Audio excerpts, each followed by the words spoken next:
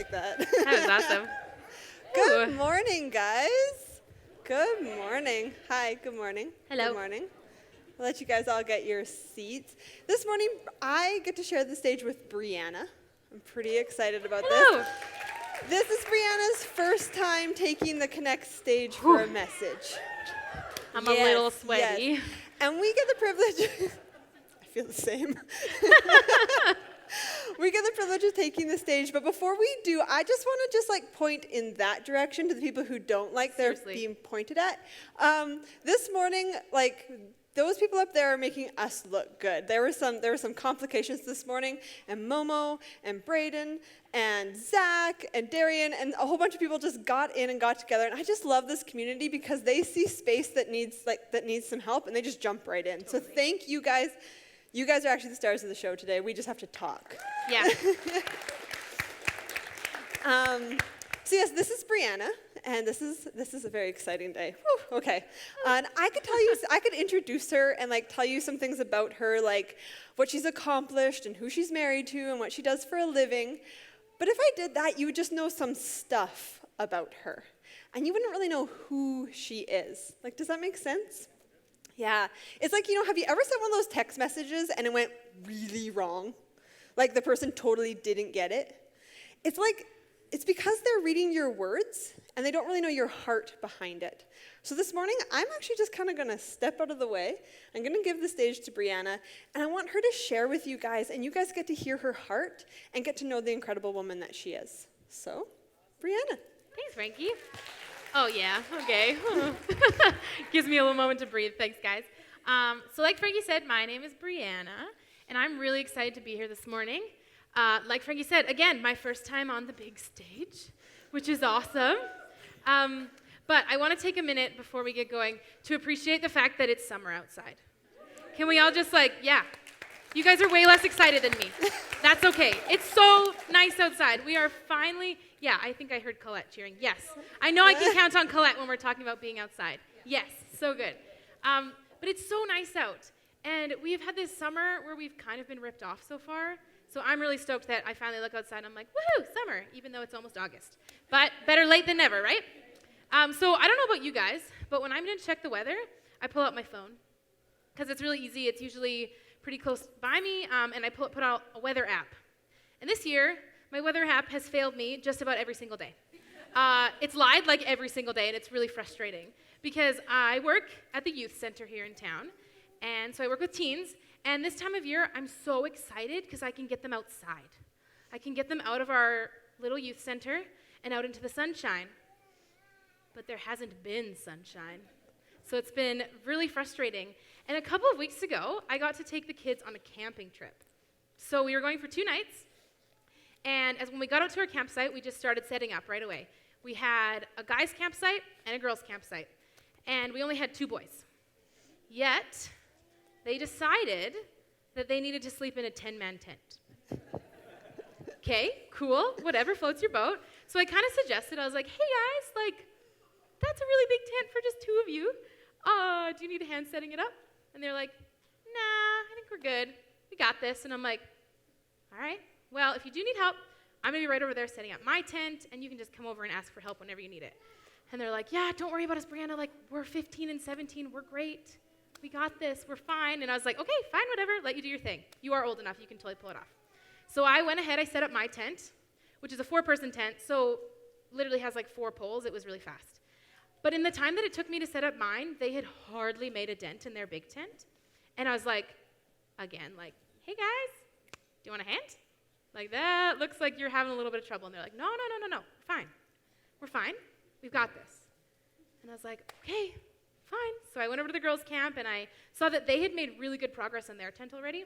And I have to say, there were more girls, and they had about the same size tent, but there was more of them. So, of course, they're going to be ahead.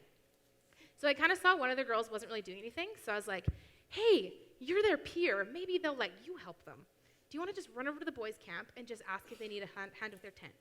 And she's like, oh, yeah, totally, I can do that. So she, eager beaver, so excited, runs over and asks to help. And not even a minute later, she's back, and she's like, yeah, they didn't want my help, so I'm not helping. And I was like, okay, cool. Well, then let's get your guys' tent finished set up, and then we'll set up our kitchen area, and then we can just chill, because the boys don't want our help. So we got all our kitchen set up. We were sitting around the fire, just talking. And about an hour later, the boys walk up. And they're like, we did it. And you can tell that like there's sweat on their foreheads and they're so tired. And they're like, Breanna, can you just come look at it and just make sure that we've done a good job? And I'm like, yeah, you know what, I can do that. So I walk over and I notice two things. First thing, there's no fly on their tent. Second thing, even though it was sitting on like perfectly level ground, somehow it was like leaning very solidly in one direction. It was really hilarious. So I was like, okay, guys, good job. Where's the fly? And they're like, well, it's in the bag. We've got it, but we just didn't really want to do it. And I was like, okay. Do you want a hand? I know you guys have worked really hard on this tent by yourself. You've done a great job. Do you want a hand getting the fly on? They're like, well, is it going to rain? And I'm like, well, just before we left town, I looked on my weather app, and it said that it was going to be beautiful and sunshiny, but that doesn't mean that it's not going to rain. That doesn't mean that. So you guys, you know what, like you said, you're 15 and 17, you can decide. So I walked away, I let them decide. A couple seconds later, they're walking behind me. Yeah, we don't need the fly, we'll be fine. Well, the next morning, I woke up in my tent, and I'm rolling out of bed, and the first thing I hear, raindrops. And I don't mean like a little gentle pitter-patter, I mean like, raindrops. And I was like, dang it, my shoes are outside. So I crawl over to the end of my tent, and I pull in my shoes, and I see the boys' tent. Straight shot, getting soaked by the rain. But they're 15 and 17, like they said. They don't need help, so I let them just deal with it. And I do have to hand it to those boys.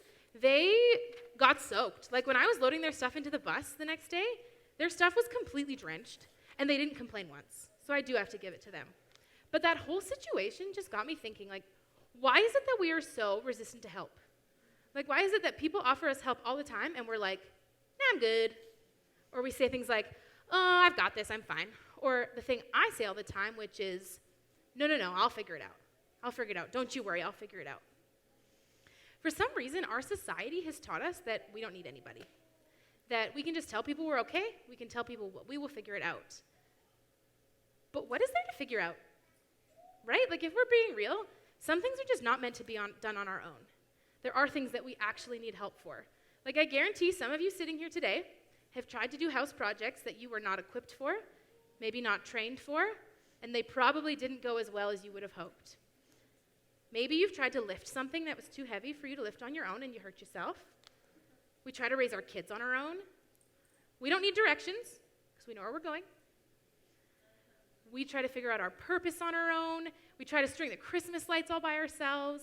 We grieve and we process our emotions alone. We try to build furniture on our own, even though we know that there are instructions in the box. And even if they're IKEA instructions, they are better than nothing. But for some reason, we have just been saturated in this idea that we are supposed to do things like on our own. We're not supposed to ask for help. But we really do need each other in so many different ways. And that's something that I really love about the creation story in the Bible. We read about how when God was creating the earth, he paid so much attention to detail in every tiny little thing.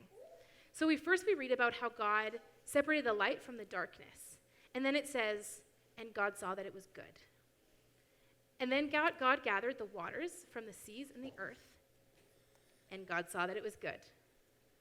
And then came the vegetation that produced fruits and vegetables, and again, God saw that it was good. We read those words, and God saw that it was good, 6 times throughout Genesis. And I think what those words are communicating is that when God created those things, he looked at them and he's like, oh, that's the best. That is just as good as I want it to be. That is perfect. And then we read about when God created humans. It's a little bit different. So God created Adam, and he saw that that was good. And then we read in Genesis 2:18 where God created Eve. And it says, and God said, it is not good for man to be alone. I'm going to make him a helper, a companion. Right from the beginning, God said that it was not good for us to be alone. And by God saying that, he's saying that we need one another. Even Adam, who had no idea that he was alone, like seriously, if you think about it, what a strange thought. Only person in the world, and he's like, I don't know what alone is. He didn't know he was alone, and yet he needed somebody. He needed somebody to go through the good times with. He needed somebody to go through the bad times with. And he needed somebody to build him up. And I would love to know that I'm standing on this stage today and that each and every one of you is thinking about all those beautiful people in your life who are there for you.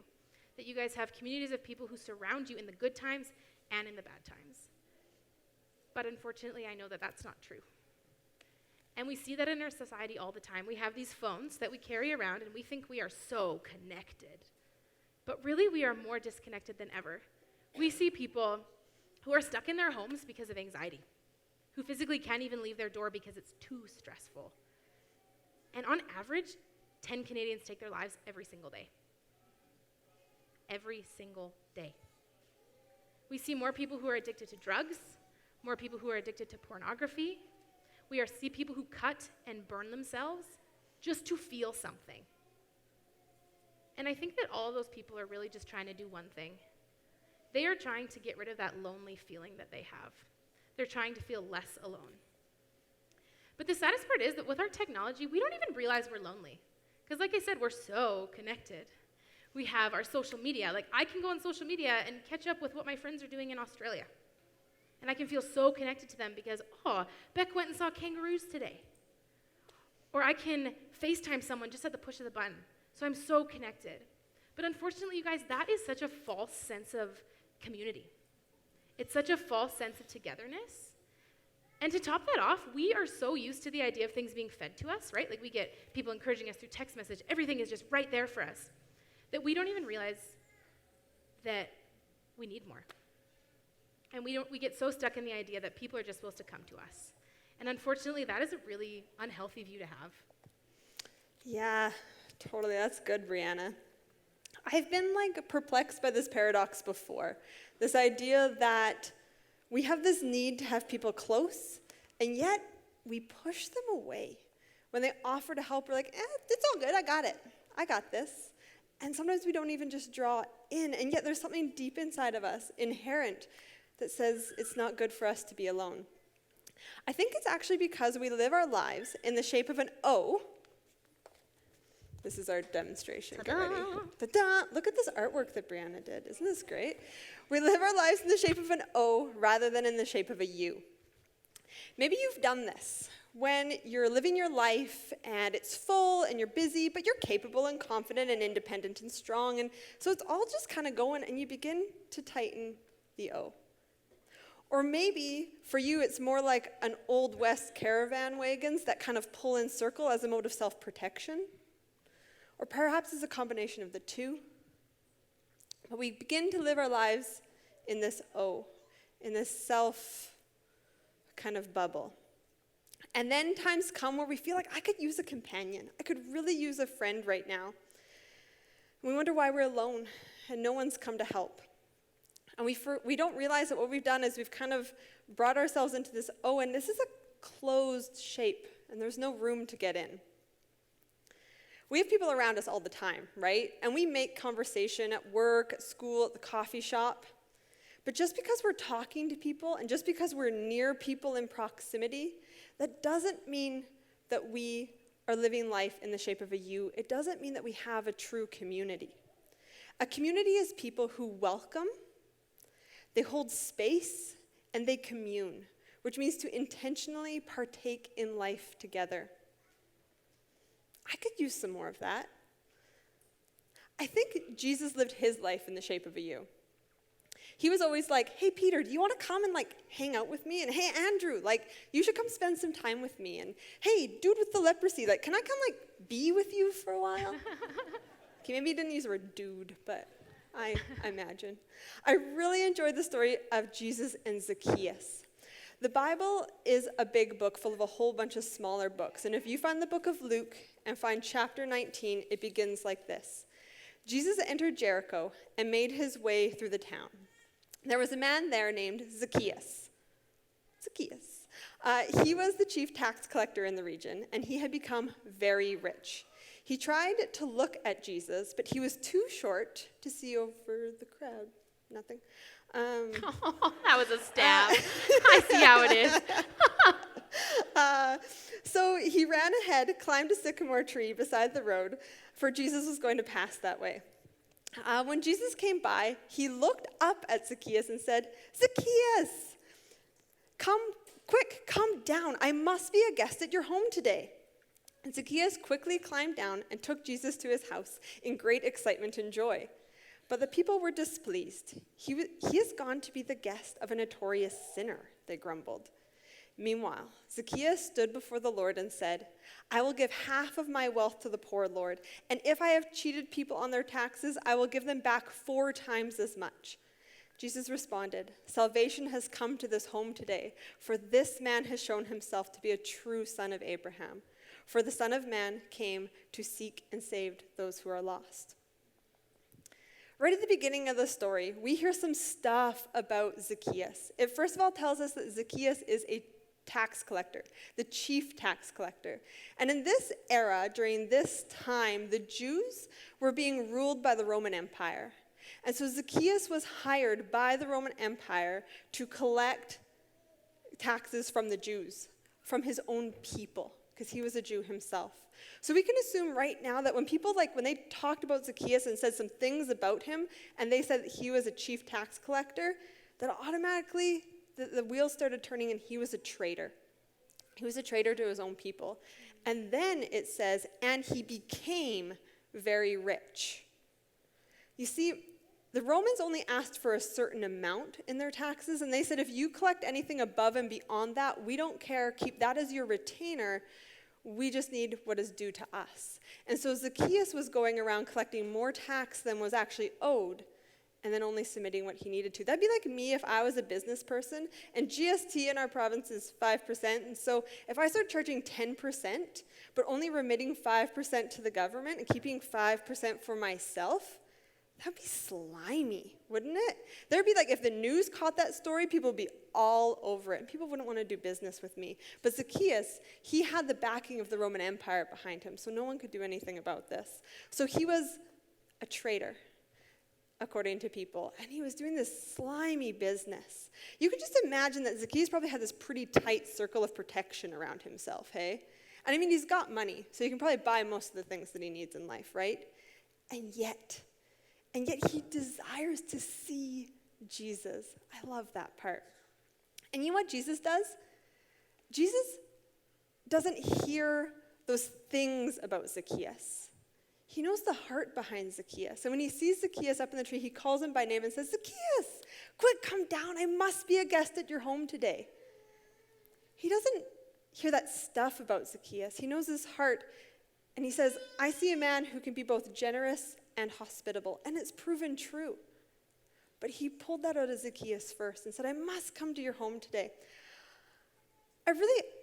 I want to be more like Jesus. He saw everyone as someone who's created to be loved.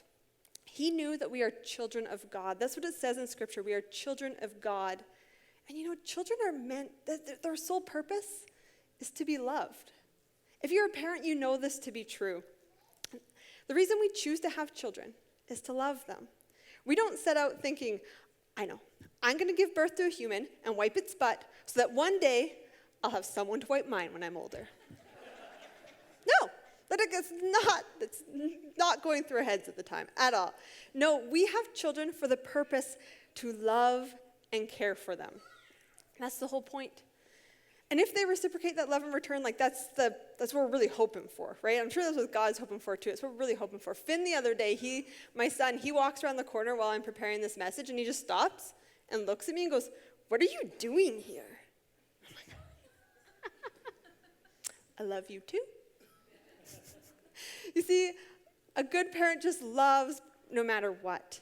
And God is the same way. It doesn't matter if Zacchaeus is a tax collector who is a traitor and stealing money from his own people. He's still a child of God. And so he's still worthy of being loved. And so Jesus sees him as one who should be loved. The purpose of God's love on us is for us to grow up in that love so that then we can begin to give that love away. We can just begin to multiply his love. I love the way it's shown in 1 John 4, verse 11 through 12. It says, "Dear friends, since God so loved us, we also ought to love one another." Right there. And then in verse 12 it says, "No one has ever seen God, but if we love one another, God lives in us, and his love is made complete in us." This whole chapter in John, there's like a whole lot of theological discussion that's gone on about it, but I simply read it like this. God loves us. We're supposed to grow in that love and continue to love others, because sometimes the closest a person ever gets to God in a day is you. So it's your job to demonstrate his love. Jesus saw Zacchaeus as one who was deserving of love. And he expressed this to Zacchaeus by showing him, I want to hang out with you. In fact, I want to hang out with you, and you know Jesus, he probably brought 12 friends. And so he's like, I want to hang out with you. I want my friends to hang out with you, and you know what? Lunch is on you. You're paying. It's like as easy as that, right? People might not get it. Just like people didn't understand what Jesus was doing here. They didn't get it. And you know what? That's okay. The love of Jesus can kind of look funny like that. But keep loving anyways. The words might not make sense to people in the text message, but it's with the heart that matters. So keep loving people from that heart. In this series, we're talking about battling like Jesus battled. And you know what? There's a battle against this loneliness, about this self-absorption. And Jesus equips us with the ability to create community and to love with a shepherding heart. Life is lonely, and we are selfish and absorbed, but he equips us to create community. That is the key to our message this morning, is that you can create community. If you are sitting here this morning and you're thinking, I could use this, like I could really use this. I have felt alone. I just want to tell you, you can also build community from a broken place. This is not just for healthy people, for people who are like at a good place in life to go and like pour some love on some other people. No, we all can create community. Community doesn't just come out of a place of crisis. It can come out of wherever you are right now. The trick to living this life in the shape of a U is to invite people in like Jesus did, and no cop-outs. Like saying like, oh, you can come and like join us for lunch if you want, but if you don't worry about it. Like no cop-outs. Love like you want to spend time with someone, and don't apologize about it. Yes, that is so good. I think, just knocking things over. Don't mind me. I think it's so good how Frankie was talking about these whole circle and you communities, because it is so natural for us to live out of these ones, especially when we live in a time where we have our phones and we can be hanging out with a whole group of people and all of us can just look like this. I work with teens. I know what that's like. I also know that when I say, hey, why aren't you guys communicating? They're like, oh, we are. Look, see, that's their Snapchat. That's not communicating. So how do we create this community? How do we change from this circle that's closed to this you that's open? Well, the first thing you're going to need is pretty obvious. You're going to need to be open. Yous aren't closed off to the world. They are open, and they are awesome. They are inviting people in. But in order to be open, you're actually going to have to make an effort. For some of you, that might come really naturally, and that's awesome. But for others of you, that's going to be really hard. But you need to decide in those moments that it's not going to be awkward. I know that one can be really tough for people. Some people think, oh, I can't talk to that person. I hardly know them. I don't know what to say. It's going to be really awkward. Or, they look at someone who really needs help, and they're like, oh, I can't pray for that person. It's too uncomfortable. It's out of my comfort zone. I don't want to do it. No, thanks. Bye. It's going to be awkward if you make it awkward, sure. Yeah. If you walk into a conversation with someone, and you're like, this is going to be awkward, you're going to walk in like this, and you're going to be like, hi, my name's Breanna. Yeah, it's awkward because you're awkward. So don't make it awkward. Why? It's so easy. Just don't make it awkward. A couple of years ago, I was in a situation that could have been super awkward. I was on an outreach team, so a mission team, with 11 other people from all around the world. We had basically just met, and we were put in this team, and it was like, okay, be best friends because you're going to live together for 3 months in third world countries. Have fun. And we kind of stood there. I remember we were all standing in this circle. And we were looking at each other, kind of like, okay, that person looks like someone okay, maybe them. I don't know. But I was the oldest on the team, and I was just like, this is not going to be awkward, guys. This is silly. So I walked around the inside of that circle, and I hugged every single person, and I just told them how excited I was to get to know them. And by doing that, all I did was break the ice for them. I was like, hey, this isn't going to be awkward. We have to live together. We don't have a choice. We're going to probably be really stinky and dirty. So let's just get used to each other. Let's just love each other. And maybe for you, breaking the ice doesn't look like hugging people. Maybe it doesn't involve physical touch at all. Maybe for you, that's like, no, that's not awkward. That's just awful. And please know that that's okay. Like, you don't have to be the person that steps in the circle and hugs every single person. That doesn't have to be you. My husband, for example, he's over there. He's a pretty big dude. If he walked around hugging random people, it'd probably be pretty scary. Like, if you know him, you know he's actually really nice and that, like, he actually gives really good hugs. But if, like, he just came up to you, he's like, hi, I'm Sheldon, I'm going to hug you. Weird. Like, not cool. So know what is good for you. For him, coolest thing he does, this would never work for me, but he finds common ground with people in a conversation really quickly. Like, he can be talking to somebody for, like, 30 seconds, and the next thing I know, I'm like, you just introduced yourself, and now you've invited them over to play VR at our house? How did you even know they liked VR? And he's like, well, I asked. It's that easy. So good. But being open also means that you're going to have to show up for people. You're going to have to attend their kids' soccer games, and you're going to have to pray for their work situations. You're going to have to cook some meals for them when they have a new baby. You're going to have to send them encouraging messages. And an even harder part, you're going to have to stand beside them when things are really rough for them.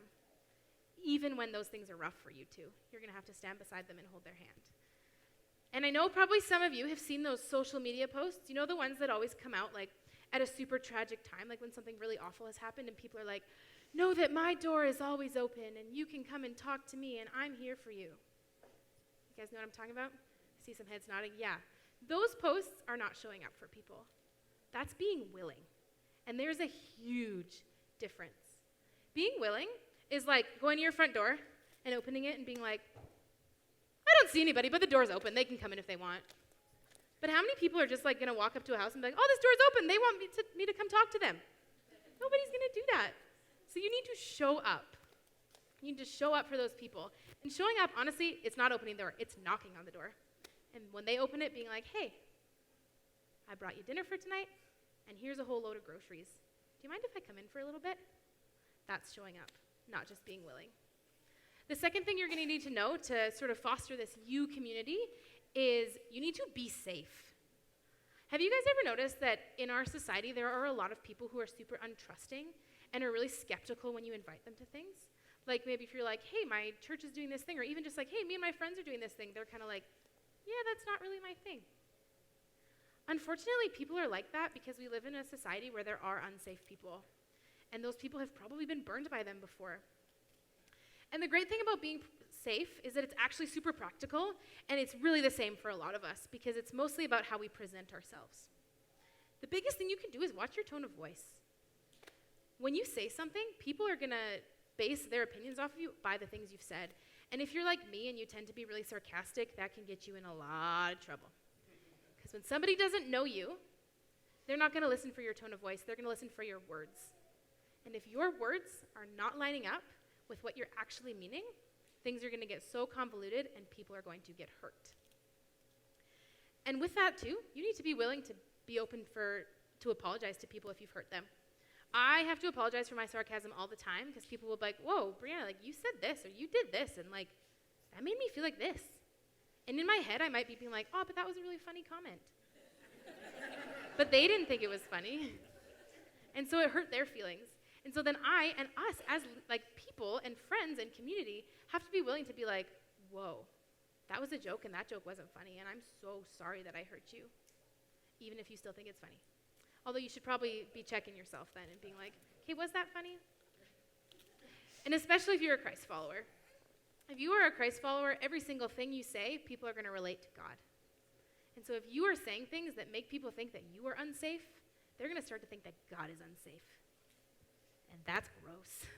I don't think I have a better word for that than that is just gross. Being safe also means that you're going to be patient. People are not just going to open up to you just because they're like, oh, you're a safe person and you're kind of cool and I kind of know you. People are not going to open up to that. People have to trust you. So I want you guys to kind of imagine it like a funnel. So up here at the top, we've got this wide opening, and this is where we're going to be asking our light questions. Our questions that are like, hey, what do you do for a living? Where do you work? How long have you lived in Cranbrook or wherever you live? Where did you live before that? And those are the questions that are going to communicate to that person that you care about them and that you really ultimately care about their story. We start with those lighter questions so that we can work our way down to the harder questions, the things that are maybe tougher. And that leads me to my third point, which is be tough. If we're never challenged, we are not going to grow. And loving people actually means challenging them on the lies they believe and covering those things with truth. Loving people is not always soft. It is not always gentle. It means asking hard questions, but making sure that you're doing that in a way that maintains that person's dignity. And this can be really difficult at times because we live in a society that is offended very easily. And we don't want to offend people and we don't want to hurt them. But the whole reason we worked through that funnel and we started with those lighter questions and worked our way to the tougher questions is so that person is going to know where your heart is coming from. And if they know where your heart is coming from, then if you are asking questions out of a genuine love for them, they're going to see that. But I do want to clarify that challenging people does not mean shaming them, and it does not mean embarrassing them. We all make mistakes. Every single one of us. Not a single person here can be like, I'm perfect. As nice as that would be, we're not perfect. We all make mistakes. And just because somebody else has made a mistake that you didn't make does not mean that you get to look at them like they are any less than you. We need to remind people that they are cared for, that they are loved, and most importantly, that they are forgiven. Being tough is going to mean pointing people towards those things that God sees and says are good. And I do want you to watch my language there. I said pointing and not pushing. We're not here to push people. We're not here to force people. We can direct people, but ultimately, they are going to be the ones who are going to decide whether or not they're going to take the steps to get to that place.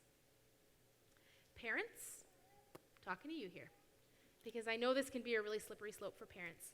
When we love somebody, we want what is absolutely best for them. We see the potential in those around us, and we want to just push them to become that person. We want to push them to those goals that we've helped them set, because we know that that is their best, and that is the best that we can have for them. We want what is best for people, but we cannot confuse what our idea of best is with God's idea of best. Because quite often they are two different things.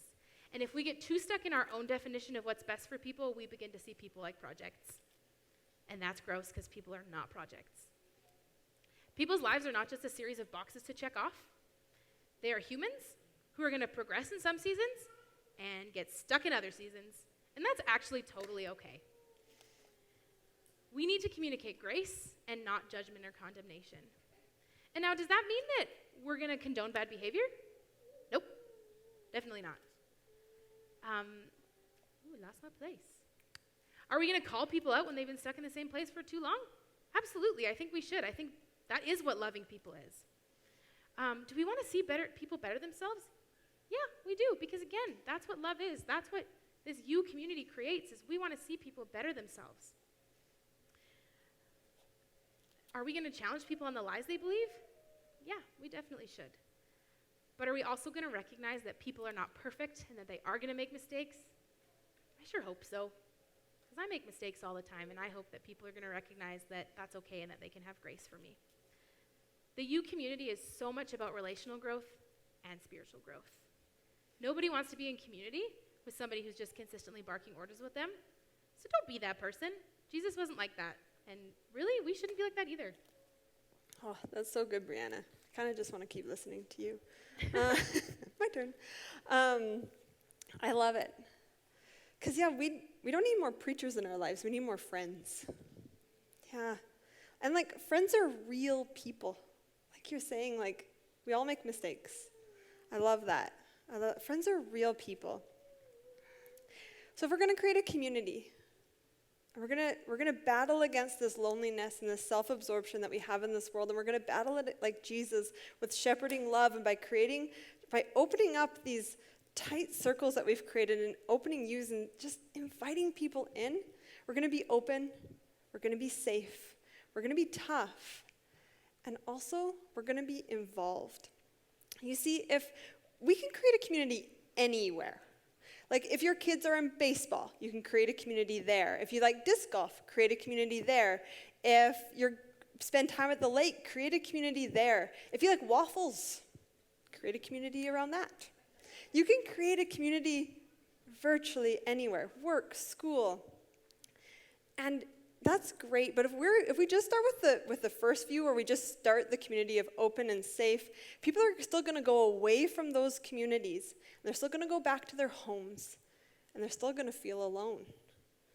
If their marriages aren't well, if their spouse is distant, if they're having difficulty with their children, if they have an ailing parent or their own health is decaying, they're still going to go home and be alone. And so that's why I love the idea of that funnel. We start out kind of light and wide, but that is a privileged community. But as we narrow down, we begin to get into a true community, as we begin to speak truth into people's lives and be involved. We are not supposed to just foster community. We're supposed to become a part of community. And I know this to be true. This message is something that me and Breanna are like pumped on life about. Like, this is something when they're like, you should do the shepherding heart, we're like, yes! Woohoo! Like, we can do that. Because honestly, the idea of changing our lives from O's to U's, like, that's something I embrace with everything inside of me. If you ask me why, I'd be like, I'll try to write a message on that. And we've tried. But actually, honestly, if we were really in a conversation like you and me, and we were sitting down, you're like, why do you care so much about this, Frankie? I'd actually tell you a story. So Breanna, if we have time, can I try and tell the story? I think you should, but Okay. I think that I need these. Okay. If I was to tell you why this mattered, I would tell you this story. Back in March, I was pregnant, and I went in for an ultrasound, like you do, to see your baby, to see its head and its toes and all those things. And I walked out of that ultrasound in March with the worst news possible, the worst news I've ever received. And that was that our baby's skull had not fully formed on the back of its head, and there was still a hole in the back of our baby's head. And I had to come home, and I had to tell my husband, Adam. And we held each other. We fell on the floor right where we were, and we just wept. It was the scariest thing. And after crying for a while, I looked up at Adam and I said, should we tell everyone? And Adam said yes. And so we got out our phones, and without even talking to each other, we texted those people who had shown us what it's like to be a part of a U, who have invited us in, who have been open and inviting and have received our invitations, who are safe people, and who have been tough with us. And I knew that I could trust them to hold me in my scariest moment. And so we texted, and some of you guys probably received 2 text messages because you're on both of our lists of U-shaped people. And we went to Calgary, and they confirmed that our baby indeed had a hole in her head. And they gave us the petty odds of 1% that it could possibly heal. They called it the miracles percent. And I said, hey, I know a God who does those. So they needed 4 more weeks for our baby to get bigger and to develop a little bit more so that they could see really what was going on, what we were facing.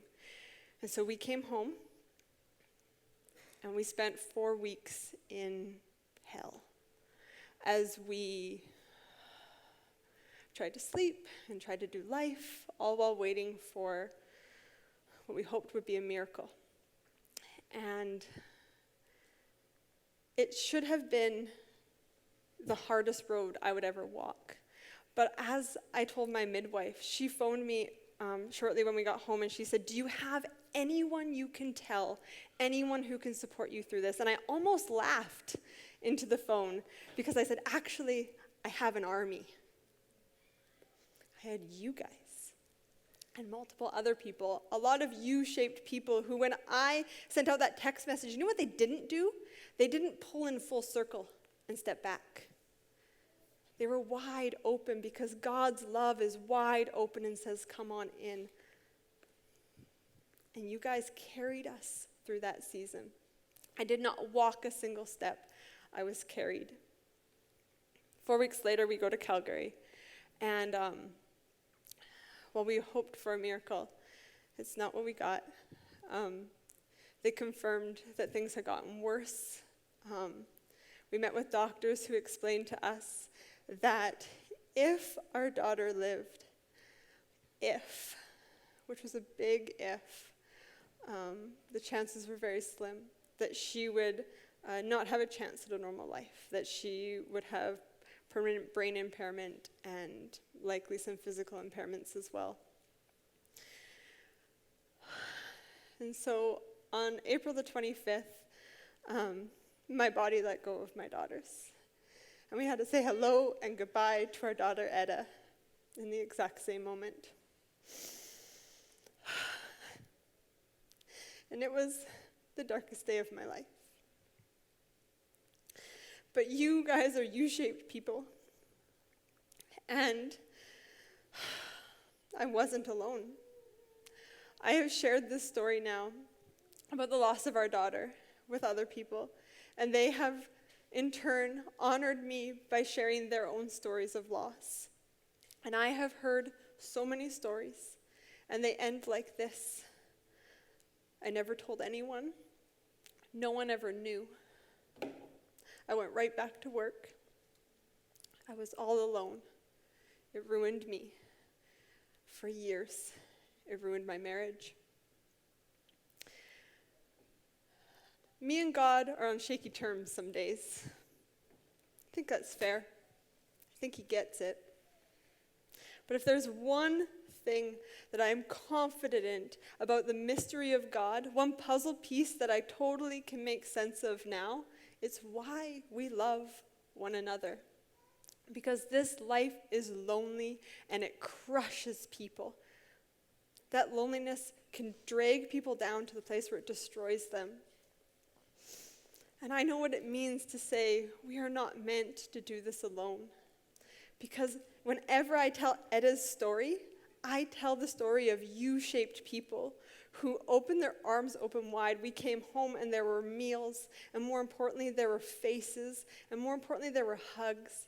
You guys, if you are going to create U-shaped communities, people are going to begin to be real friends, real companions. And that means that they are going to be real with themselves. And all of us, there's not one of us in here who doesn't have an honest, real story with us. Like I said, some people are going to bed at night and they're worried that they're sick and it's keeping them up. Some people have children who are estranged from them. Some people have children that have no idea what to do with this kid and it's driving them insane. Some people have ailing parents. Some people have decaying health. Some people have school. Some people just feel like failures. True community opens up wide and says there is space for you and we will do this together. And so me and my family have been mourning and grieving. But I have so many people that in those moments that I can text and I can say, hey, I'm having a crummy day. This is hard. Walking through this is hard. And they're right here. You guys, we don't have to have answers. You can't fix the fact that my daughter is gone. But you can hold space and you can keep the U open wide. In true community, that's what we need to do. That's what we need to do. Is when the world tells us to pull in tight and that you got this on your own and you can do this and you're strong and capable, we open up wide and say, no, God's love looks different. And it says, come on in and let me be vulnerable. And let me be honest and just hold space and hug and just say, I'm sorry and thanks for telling me and I'm here for you. You guys, that's how we will defeat this loneliness with how Jesus equipped us to shepherd people in love. That's what this is. That's what he demonstrated for us. So what's something today that you can invite someone out there to come a little bit closer to you? Are you going to the lake today? Maybe lunch? Maybe roasting some marshmallows? Pounding in fence posts? Or maybe cleaning up your yard? Invite someone. And if you're invited, accept the invitation. You don't have to be creepy about it. Just be kind. Inviting someone encourages the idea that they are someone whose company is wanted. What's the next thing that you are doing that someone can join you in? And then be safe, be tough, and be involved. Breanna, can you pray? I would love to pray. I love talking to Jesus. I love you. Oh, thanks. Oh. Yeah, I'm just going to pray for you guys. Thank you, Jesus. Thank you that God, that you created people all around us, and you've created people so that we get to have community. And that you didn't create community to be something that's closed, God, that there is nobody in this world who is outside of community. There's nobody who is too far gone. There is nobody who doesn't fit in a community, God. And I just pray that each person here today would begin to see that. They would begin to see the places they can fit or the people that they can reach out to, God. And I just pray that you would give them the boldness and the courage to do those things, Lord, that they wouldn't walk out of this room just being like, well, I'm lonely and I'm going to be that way forever. But they would know that there is hope, God, through you. So I just thank you, God. I thank you that you brought all these people here today. I thank you for this chance we've had just to be up here and share, God. And I just pray that, that people would begin to see who they are and the way they can love others because they are loved by you, God. Amen. Amen. Thanks, guys, for listening to us. Have an awesome week. I love you. Oh, that's okay. Oh, Dad.